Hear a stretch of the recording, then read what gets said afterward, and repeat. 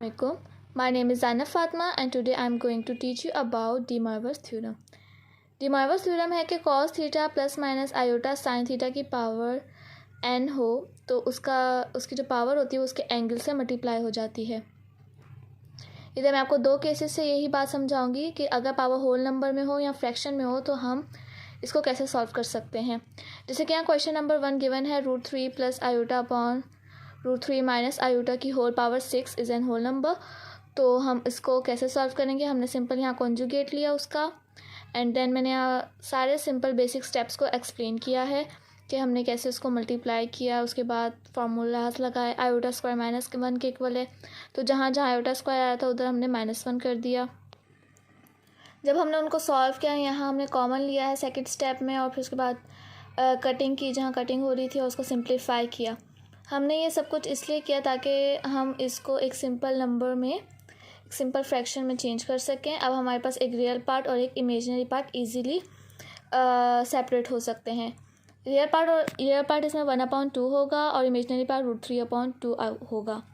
फिर हमने इसको पोलर फॉर्म में कन्वर्ट किया क्योंकि डी मोइवरेस थ्योरम कॉस थीटा और साइन थीटा यानी पोलर फॉर्म में सॉल्व होता है।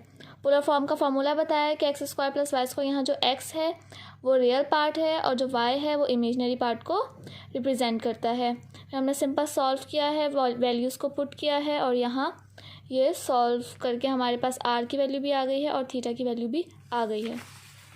देन ये z = CIS/3, इसमें जो c है वो cos को रिप्रेजेंट करता है, i is iota and s is sine theta.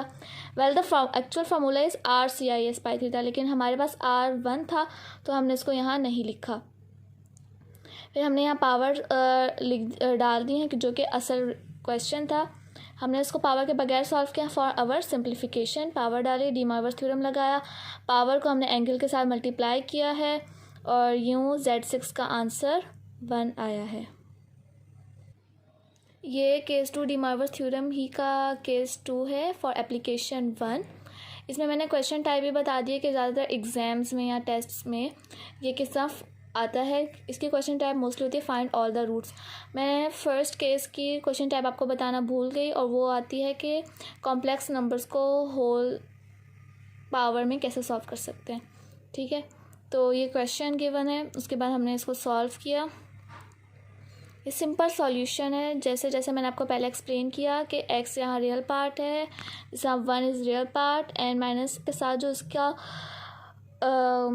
Minus iota के साथ जो इसका कांस्टेंट है वो 1 था तो हमने यहाँ y में 1 लिखा है, उसको सॉल्व किया। r की वैल्यू √2 आई, यहाँ वैल्यूज़ रखी tan इनवर्स -1/1 विच इज़ -π/4। उसके बाद क्योंकि ये क्वेश्चन हमारे पास फ्रैक्शन में थी इसकी पावर, तो हम यहाँ जनरल आर्गूमेंट लेंगे। जब हमारे पास पावर होल नंबर में होती है तो हम प्रिंसिपल आर्गूमेंट के थ्रू सॉल्व करते हैं और जब हमारे पास पावर फ्रैक्शन में होती है तो हम जनरल आर्गूमेंट के थ्रू सॉल्व करते हैं। जनरल आर्गूमेंट का यहाँ फार्मूला लिखा गया है, जहाँ -π/4 है, इट्स नॉट अ फार्मूला। यहाँ थीटा आता है माइनस थीटा प्लस मतलब सिंपल थीटा प्लस 2k π जो है वो फार्मूला है। उसके बाद हमने यहाँ पावर को फ्रैक्शन में लेके सॉल्व किया है। z की पावर 1/4, 2 था, √2 इज़ 1/2 के इक्वल होता है तो हमने इसको 1/8 किया, सिंपल सॉल्व किया। उसके बाद हमारे पास ये सिंपल फ्रैक्शन यहाँ आ गया, z 1/4 = 2 1/8 CIS -π/16। हमने जो पावर थी उसको एंगल से मल्टीप्लाई किया तो हमारे पास ऐसे आया। ठीक है, अब हम k की जो है वैल्यूज़ उसको 4 तक हम सॉल्व करेंगे क्योंकि 4 is the maximum number for anything. तो हमने यहाँ k को वैल्यूज़ रखेंगे, k = 0 1 2 3। इधर मैंने फर्स्ट 2 केसेस में आपको एंगल का तरीका भी सॉल्व करना सिखाया है। यहाँ मैंने CIS जो है वो आप लोगों को समझाने के लिए लिखा है कि ये वाला जो पार्ट है इसका जो एंगल है -π/16 + k/2, ये असल में यहाँ चीज़ आनी थी, लेकिन समझाने के लिए मैंने यहाँ CIS भी लिख दिया है।